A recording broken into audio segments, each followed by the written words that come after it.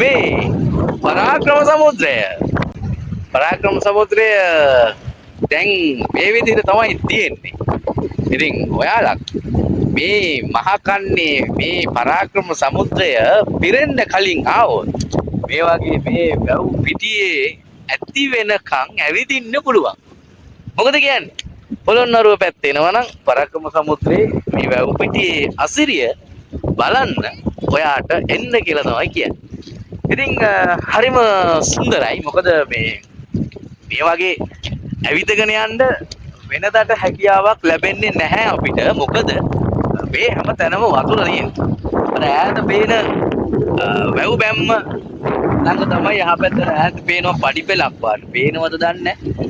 ඒ පඩිපෙල ගාව විතර තමයි අපි පරාක්‍රම සමුද්‍රේ නාන්නේ.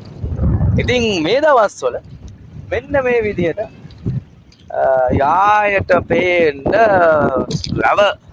ලැබේ වතුර අඩු වෙලා තියෙනවා. ඉතින් මේ දවස්වල හරිනම් වැහැල් වහින්න ඕනේ. වැහැලා මේ පරාක්‍රම සමුද්‍රය පිරෙන්න ඕනේ. මොකද දෙසැම්බර් ලඟ වෙනකොට අපි දන්නවා මහකන්නේ වැඩ ආරම්භ වෙනවා. නොවැම්බර් මැද වගේ වෙනකොට ආරම්භ වෙනවා.